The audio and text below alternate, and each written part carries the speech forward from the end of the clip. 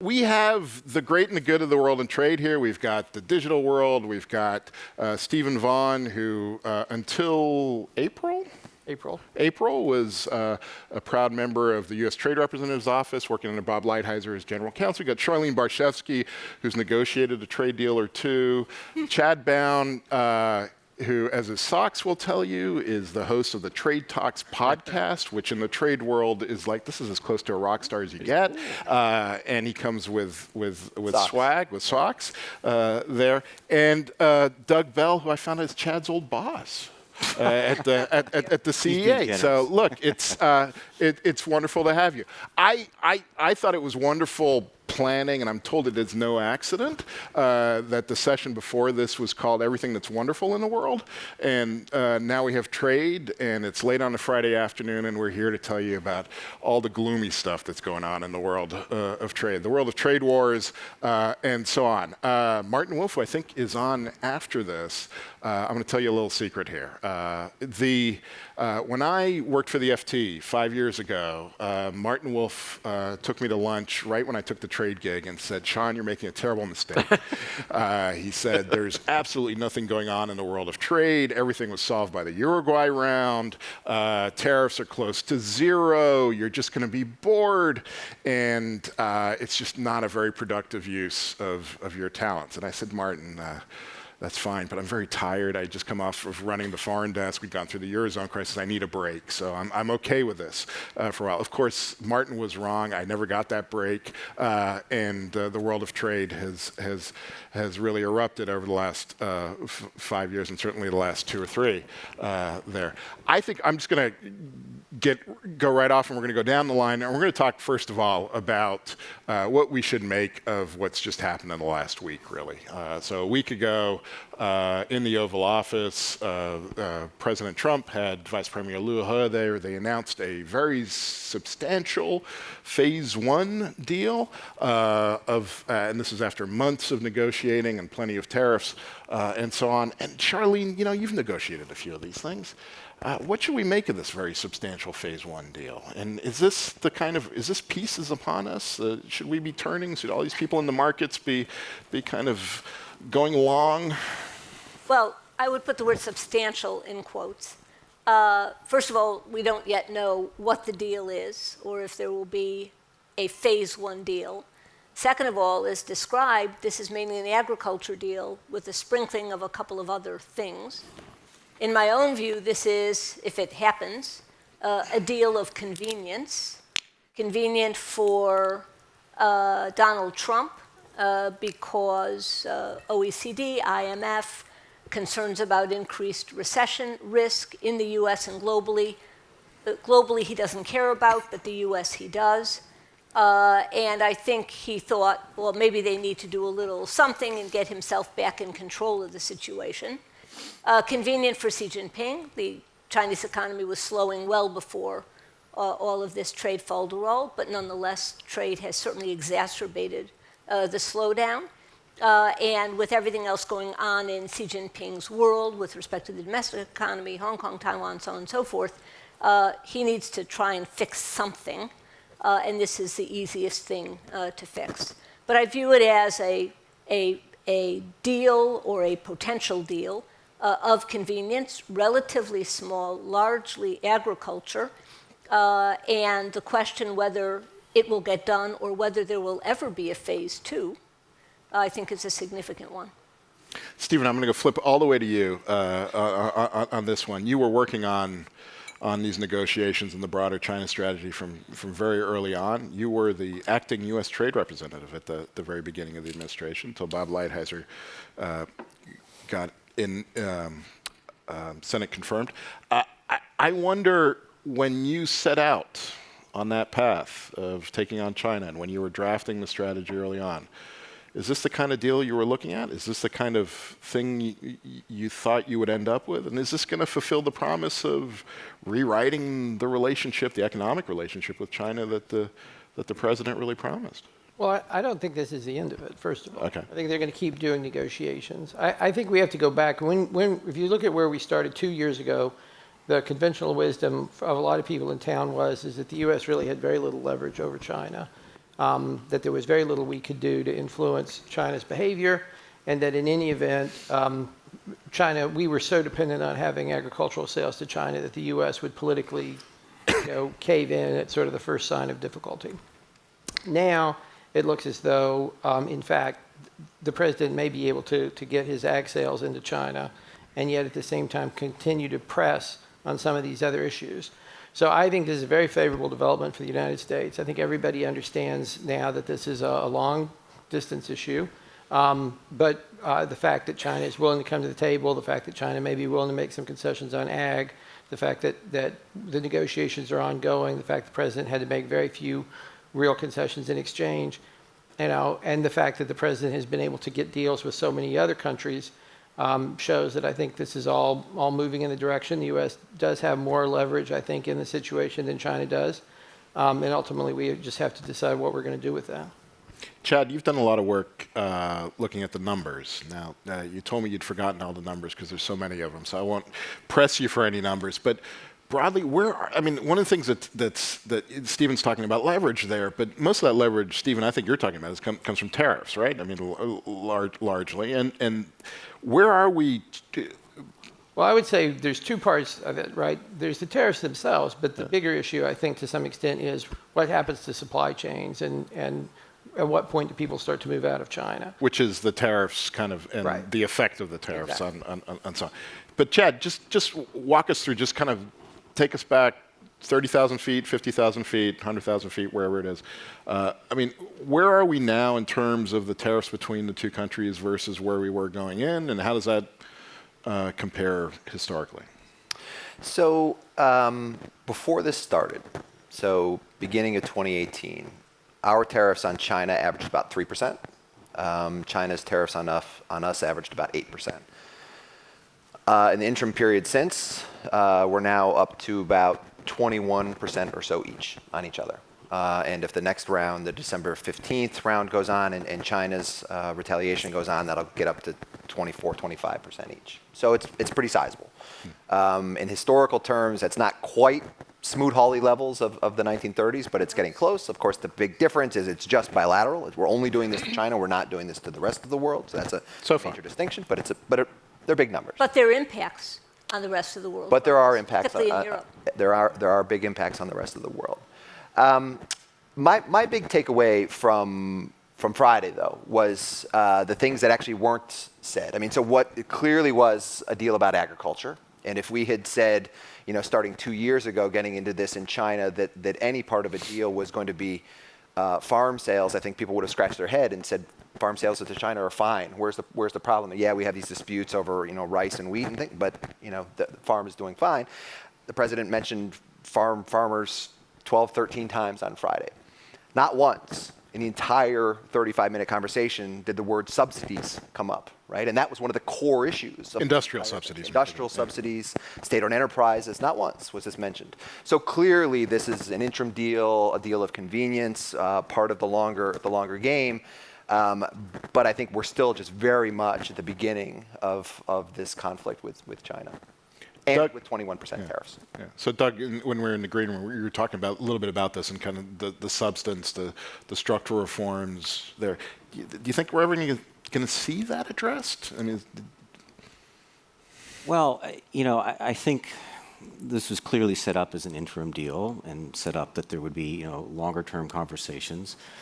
You then have to ask yourself, is that what both parties want or are prepared to do? Is there sufficient trust between the two sides? So, for example, if you're in the shoes of the Chinese, will they be prepared to make what for them be, the political capital and the sacrifices required to change subsidies, change, sort of their development model? And so I think, if you ask yourself that question, and are they going to do it, over the next 6 to 9 months or year, I think that's pretty questionable.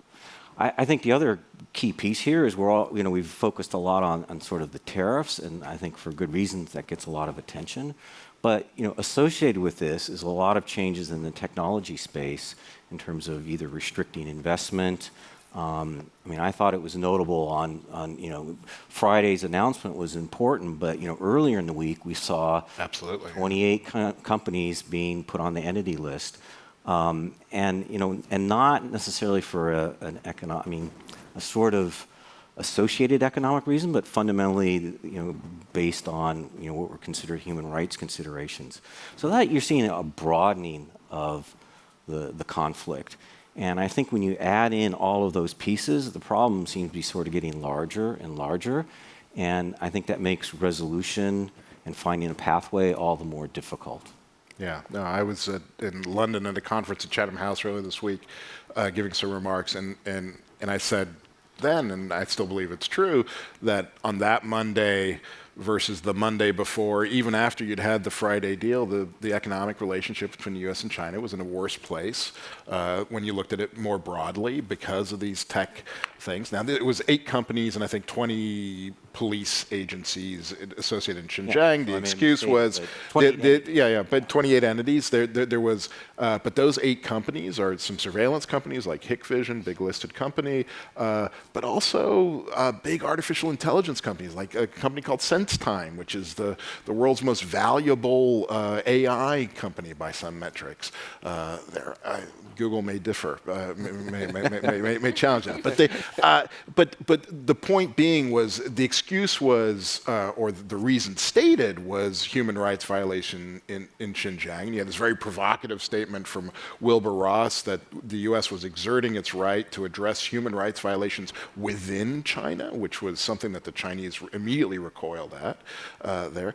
But clearly, this was part of this broader attack on technology. This fits in with what we saw against Huawei earlier in the summer, what we saw, what we've seen broadly in terms of the CFIUS reforms addressing Chinese investment in U.S. tech companies, and so on.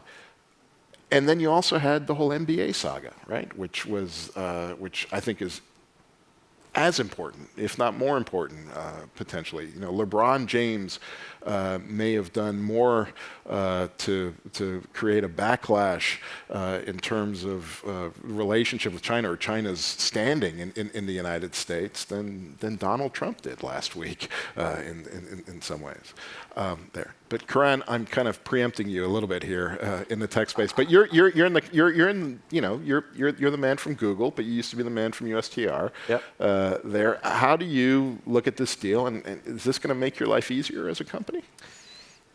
Well, I mean, Doug sort of hit my punchline, which is that Sorry. It's fine, and it's right, which is I mean, even for a company like Google, which we actually don't do very much in China in the grand scheme of things, but when you think about what the key threats sort of longer term are, it's not tariffs, and it's certainly not agricultural exports, needless to say.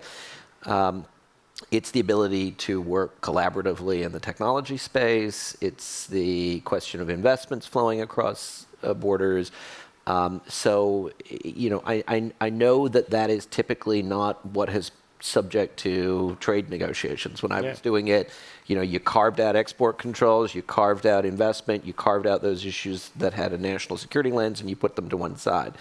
That doesn't seem to be the flavor of trade negotiations right now. And in all fairness, that's not the way business thinks about it, right? I mean, we're, in our view, whether it's a entity listing or a export control restriction or a tariff, all of them can impede one's ability to do business. Right. So as we understand the phase one, and I agree with Charlene, it's not entirely clear to us what's in it, it may address some portion of tariffs. Right. Probably not the tariffs that would even impact sort of the tech space, but it certainly is not going to deal with these broader strategic questions that in fact are going to really have the most profound impact on to what extent there's market access, to what extent the nature of competition exists, to what extent you can partner with Chinese companies. So I think that all remains very much up in the air, and there's probably less certainty now than there was even a couple of months ago. And in the meantime, we've still got tariffs on $360 billion in imports from China, and vice versa.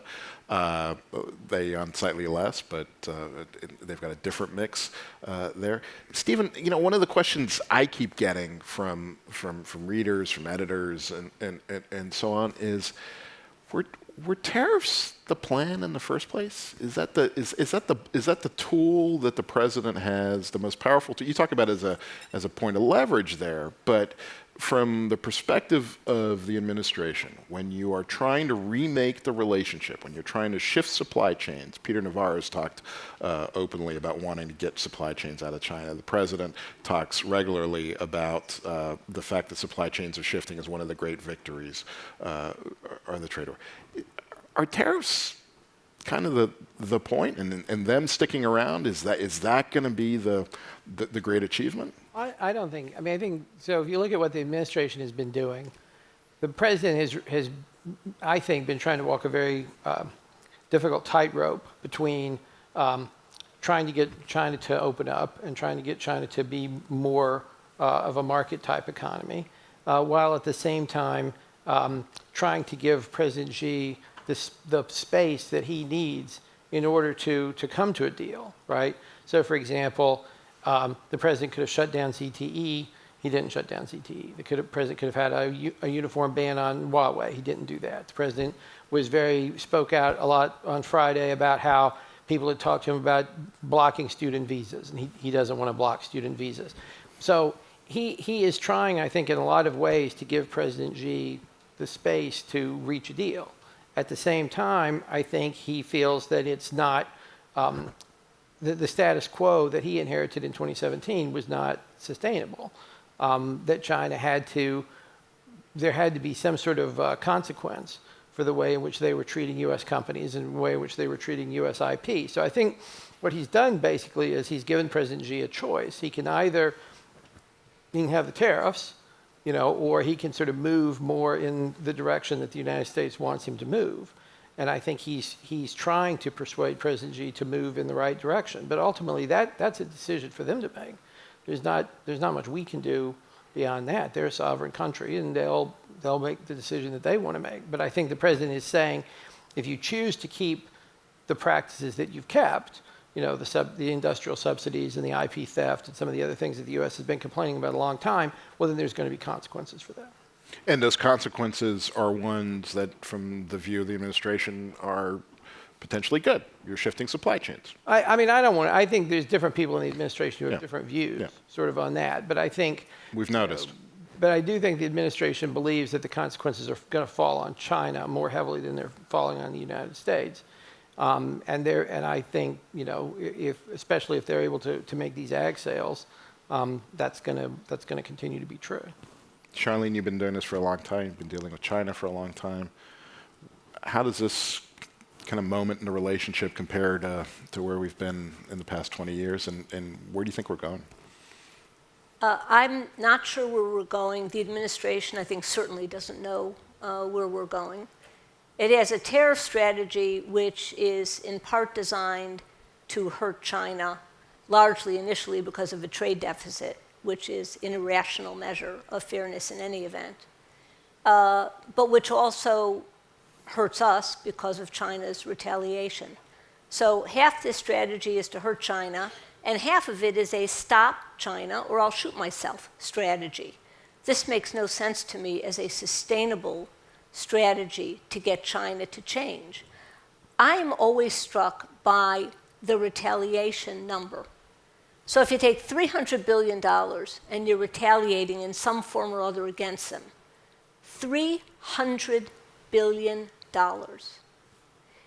In the 90s, when we threatened Japan with retaliation of $6 billion over cars, Japan immediately recognized the potential consequence to its economy, and we came to agreement.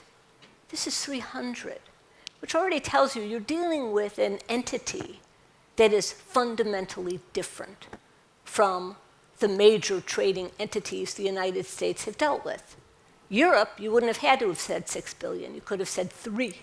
And if it was cheese and wine, you would have had your deal. So this is a very different situation. China has a plan. It has a long-term vision for itself, and I believe it will do everything it can to continue to execute on that vision as expeditiously as possible, recognizing, and they do, they may have to pull back, but they have a direction in which they're going. And the view that China is a great power and should be recognized as a great power. So the United States and China, if we're going to have any relationship in the future other than a decoupled one, need to find a way to sit down to discuss what their relationship is going to be. And I'm not talking just trade. That's actually the least of it in some ways. But what does this picture look like? Martin Wolf had an op-ed, or had an opinion piece recently, a column recently. He posited, are we moving to one world, two systems? Is that where we're moving? By decoupling in some broad way, having different rules, different technology, everything separate and different? And how exactly would that work? And is a duopoly sustainable? Or are we going to come up with some framework for how to deal with each other? And certainly the administration, near as I can tell, hasn't begun to think about what the strategic nature of this relationship is going to be, including on trade and economic policy going forward. And without that, you're just doing random shots. I mean, there's no rhyme or reason. One day we're having a deal, the next day we're not. One day we're on the edge of our seat. Will we be fired? The next day we're not. It is just this toing and froing and toing and froing that is exceptionally unproductive. Chad, what else is coming? I mean, U.S.-China, we can agree that this is a big fight that's there. But, mid-November, I'm certainly going to be watching for auto tariffs involving the EU. There's still a negotiation going on with Japan. The WTO is quietly seems to be collapsing. We've got the appellate body, which will essentially cease functioning come December. Stephen, I'll come back to you on that one. But I wonder when you look. There's a U.S.-China. That's a huge relationship. It's the world's two largest economies. But there's all this other stuff coming out. Where this is trade trends and outlook. So help us out. Look out in a few other different directions. Well, so I think that's a really good point. And I think just one last point on the U.S.-China that ties to that is, I think we've been looking at the U.S.-China far too much as if it's just a bilateral thing. There's a whole rest of the world out there. I mean, China obviously itself has a 1.5 billion person consumer market that the rest of the world would love to have access to if American companies are going to be forced to decouple and vacate. And we've seen China acting strategically, toward the rest of the world. Yes, it's retaliated against us, but it's lowering its tariffs toward everybody else. Cars is a great example, right? Yeah.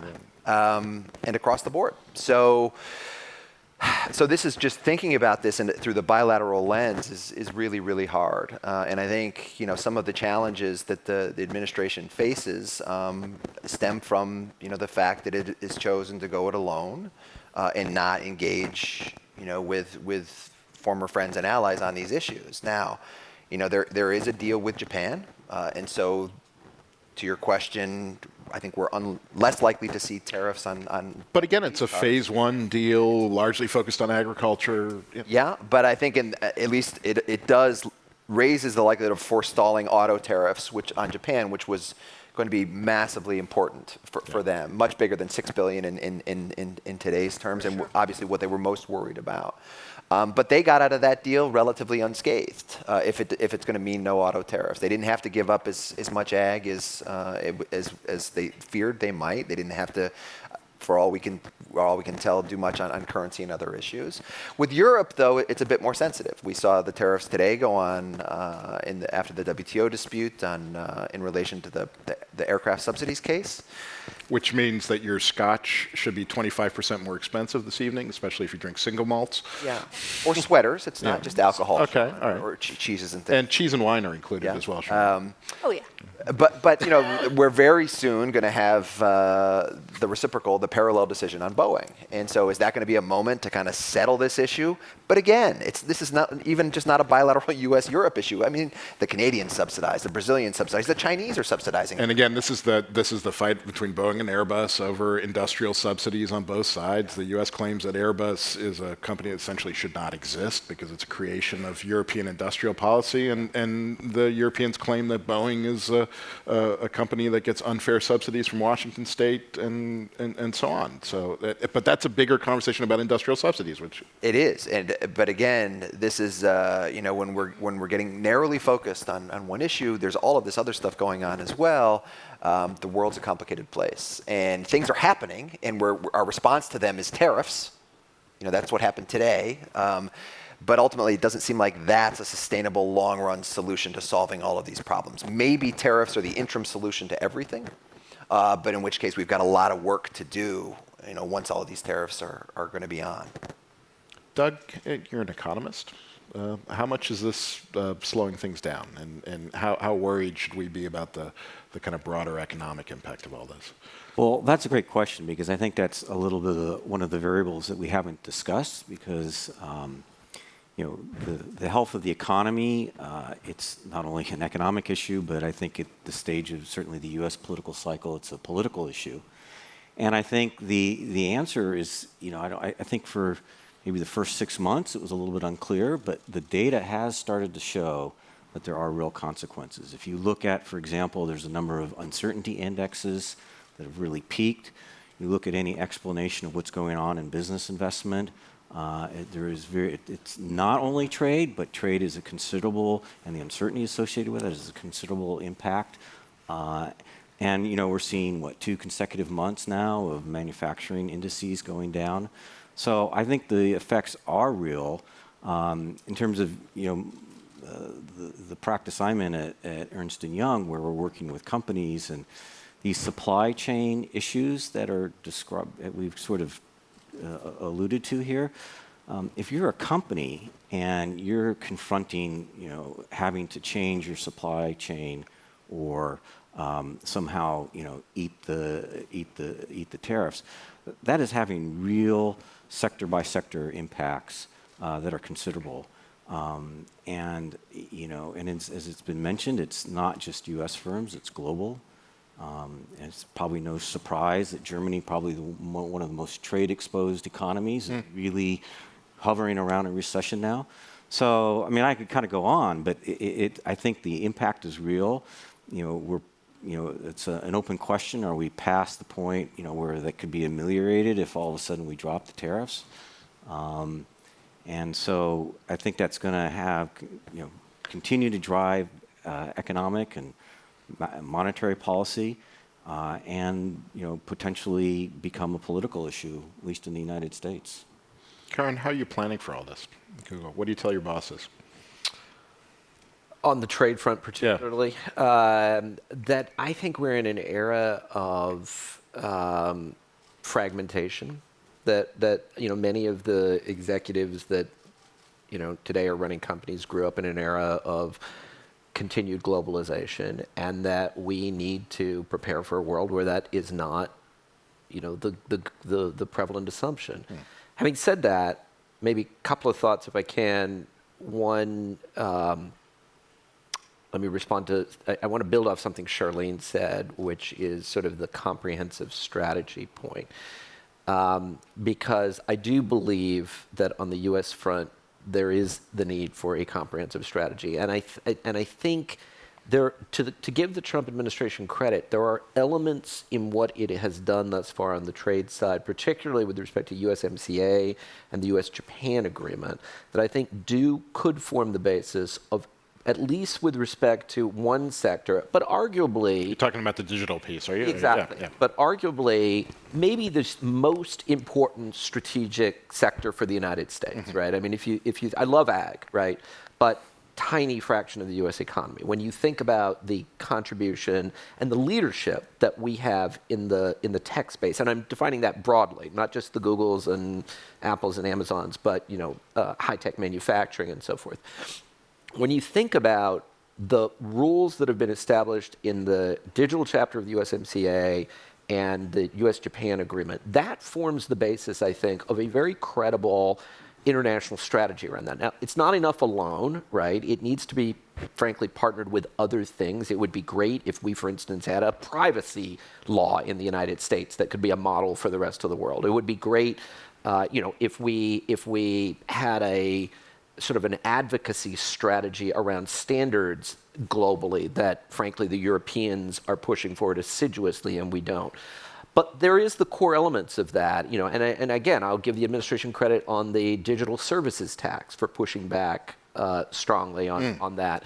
So I think what, ironically, in a certain sense, in a sort of organic fashion, bits and pieces of what could be a really compelling global strategy, at least in this sector, exist out there, but they need to be put together. They need they need sort of a narrative around that, and then it really needs to be driven. And I would argue as sort of the number one trade priority of the United States for the next period going forward. I think that, to come back to your original point about what I tell my bosses, yes, we are looking at a world of deglobalization generally, but if there is one sector where I actually think the globalization could continue, I think it actually is the technology sector, because the gravitational force, just day in, day out, more people are being connected by the internet, by technology than ever before. Married with sort of a strategy that would put that at the forefront, I actually think we could, 5 years from now, still be in a relatively good place. In the absence of that, I do worry about a world of sort of splinter nets and everybody having their own system. One comment. Yeah, no, absolutely. Yeah, just to make one comment as a follow-on. I agree we're tending toward a more fragmented world, but not in the way one might imagine. So Asia as a region is continuing to integrate. Africa as a region is continuing to integrate. Europe, put aside Brexit a moment, is trying to buttress the Union in its desire to continue in an integrated format. So that in terms of the United States, which is integrating only bilaterally on occasion, you have regions in which we are increasingly absent that are themselves integrating. And in the Asia Pacific, this is acutely problematic for the United States. If the United States is not in the fight and in the game, which of course was sort of why walking away from TPP, among many reasons, was so harmful to United States interests longer term. But it is the US, more than other countries, and certainly more than trade on a regional basis, that is pulling itself out, rather than the rest of the world pulling itself necessarily apart. Yeah, I mean, I find the idea of globalization going into reverse, I think we're still not there yet, right? I mean, even we're talking about supply chain shifting. We're talking about them shifting not back to the United States, although there are some companies that are coming back, but usually going to Vietnam or to Malaysia, right? It's a change in patterns. It's not a change in the broader trend towards offshore production. I also think the digital world. The panel I hosted earlier this afternoon was about digital globalization. And I look at my 14-year-old son and the amount of time he spends on Fortnite, and I've written about this, and I've bored Chad and probably others of you with a piece I did for Business Week on how if you want to understand the globalization today, go look at Fortnite and all of the different things that are going on there, from digital payments to data flows to Chinese capital backing an American company in North Carolina. I mean, it's remarkable. It's all there, there, and that's not going away. My phone's not going away. The data flows aren't going to change. But yeah, the fragmenting world is different. And you're right. With Europe, I mean, I started covering the TPP in 2013, those negotiations, and I remember at the time the EU was desperate to get a deal with Japan. and they got their deal with Japan, right? And that's a huge deal between two big economies. The EU is doing its own conversation with China right now in a very different way. The EU has signed a deal with Mercosur that they spent 15 years working on. Africa now has a continental free trade area that they're talking about. ASEAN is liberalizing as a neighborhood as well. The UK will tell you that it's not about protectionism. This is about the great, glorious future of free trade for the United Kingdom and all the deals they're going to do, including with the U.S. Stephen, I want to come back to you because this idea of the fragmenting world, the idea also of the economic costs that have come out of the administration strategy. Do you accept, one, that there have been these economic costs? Two, and do you like what you see when you look out at a world that's fragmenting? Do you go kind of, yeah, that's kind of what we were hoping for? I think there's, so let's sort of start with, we look at sort of basic numbers, right? U.S. exports are up about $200 billion through the first 8 months of this year compared to where they were in 2016. U.S. imports are up about $300 billion through the first 8 months of this year compared to where they were in 2016. The U.S. unemployment rate is at a 50-year low. We have no inflation, virtually. We have the strongest economy by growth rate in the G7. The Dow is still up about 7 or 8 or 9,000 points from where it was in 2016. So the notion that the U.S. is pulling back, or the U.S. is not trading, or the U.S. is not, none of that's true. It's just false. We're exporting more ag now than we were at the end of the Obama administration. So, just not to China. Well, I mean, but apparently now we may start doing that too, right? So the U.S. has made deals with Korea, they made a deal with Mexico, they made a deal with Canada, they made a deal with Japan, and they're in negotiations with China, and they're in negotiations with India. So I don't see all of this decoupling and people pulling themselves apart. I just don't see that happening at all. I think what the administration is trying to do is and let's not lose the history of the Trans-Pacific Partnership. If you go back to August of 2016, Secretary Clinton, who knew a lot about the Trans-Pacific Partnership and who was there when it was negotiated, said that it was a job-killing agreement and that she would oppose it.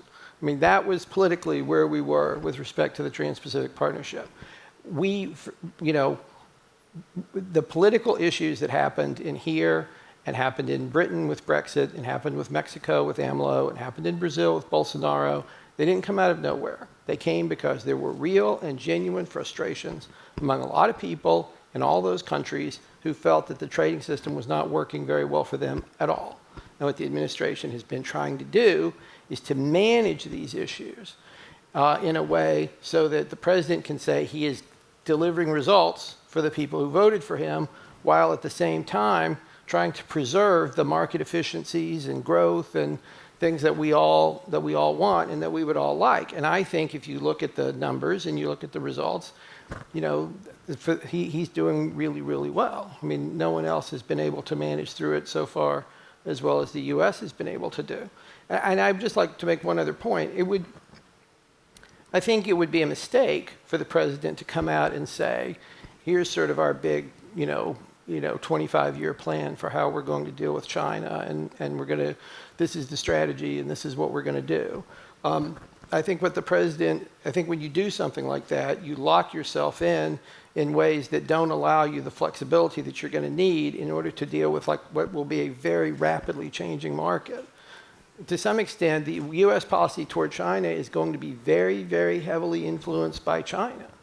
If China decides to open and reform and to address some of the concerns that we're all hearing, then the U.S. will go in one direction. If China chooses to go in a completely different direction, then the U.S. will go in a different direction. But I think maintaining that flexibility, there's real benefits to that. And I think that is consistent with the way the administration has been pursuing these issues. We got 4 minutes left exactly. I want us to do the outlook part of this panel title a little bit. When we come back in 5 years, what are we going to be looking out at in terms of a global trading landscape? I'm going to start with you, Doug, because you look the most perplexed. Well, thank you. I think, I'm inherently an optimist. I was a trade negotiator for a long time. You have to be. So I would expect that there'll be some kind of new, what I would call equilibrium. It'll be different than where we are now. It will probably have some elements of a, adversarial aspect with China, given kind of the breadth of the issues. But hopefully that, there's some sort of accommodation or understandings have been reached that we sort of avoid that bipolar world, and I think it'll be important that the rest of the other countries in the world are part of that as well. Karan? Because you guys are all about the future. Yeah. I think you will see, per your point before, I think you will continue to see growth and integration simply through the flow of technology in certain places and certain measures. But I do worry about the growth of barriers that, or regulatory things that could slow down or distort that growth. And I think Charlene's point about regional integration and regional barriers that are getting put up, whether it is by taxes or by product standards or whatever, is a meaningful risk. So one can see both of those things happening. You could see both sort of further technologically driven integration, but also real distortions. And ultimately, I think to the extent the latter happens, it will principally be to the detriment of the United States and U.S. companies and U.S. exporters. Because how so? I think in a level unconstrained world, we have the world's best products, services, innovations out there. We are still we are world beaters in this sector. So the more that those barriers are permitted to persist, I think the more there will be other global competitors who will be able to find homes. Chad? Yeah, I think what I would say is, I don't know, but the reason why I don't know is it's just thinking about what the global world of governance is going to look like 5 years from now.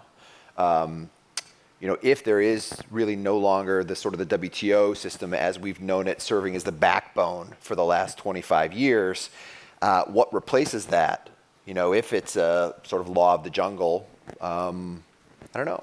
We can operate, we're big, we can operate fairly well in that environment, but now all of a sudden it's a lot more complicated. We see things happening between, like Japan and South Korea right now. Imagine lots of those types of things popping up around the world and us getting drawn into those things. So it's complicated, and I have a hard time really being able to forecast what that new world, in terms of how we operate in it, is going to look like. So, Stephen, 5 years from now, we're coming to the end of the second Trump administration. No question about that. No question about that, you said. So where are we going to be in terms of global trade? I think that what we're going through is very similar to what we went through in the early 20th century, where the Americans had to work through how they were going to manage the issues associated with industrialization, right? And I think just like that period, there were huge winners from the early years of industrialization. There was a lot of protest, a lot of complaining, and a lot of populism back in the 1890s. And as time went on, Americans came to a new political consensus that we were going to manage our way through industrialization so that so that everybody would get the benefits. I think that's where we're going on globalization. I think that's going to continue. And I think that will make globalization ultimately more popular and more successful. So I'm very optimistic about where we're going. So you're a globalist. I'm a globalist in the same way that, I think to the extent we're going to have, but I think just like anything else, it has to be managed through our political system. And it has to be managed in a way so that we have real popular support here in the United States. It's very difficult over time to maintain any policy in the United States if there's huge opposition to it. Charlene, do you want to wrap us up? I think it's very uncertain. If you think about the world since World War II, the United States, with help from allies, including at the time, ironically, China, put together this global system. And it has worked reasonably smoothly for 70 years. yeah, ups and downs and all of that. But there was a framework around economic activity that gave some sense of stability and a kind of knowingness about the nature of transactions and the nature of country conduct, how one could remedy disputes, so on and so forth, which helped propel this era of globalization. And that globalization and integration itself was really a function of the post-war world where you had to cement a fragile peace.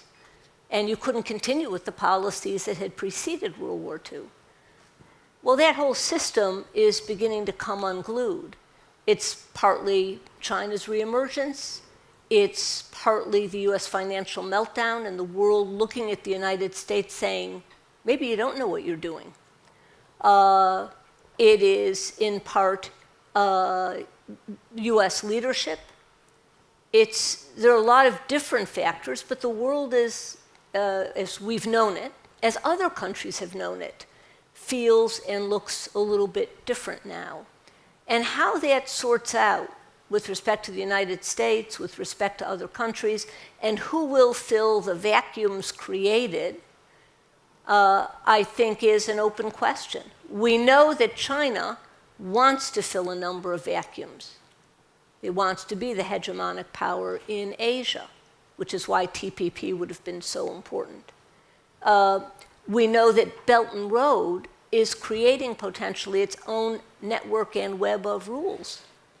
Does that become the new WTO over time, were it to be successful or even half successful?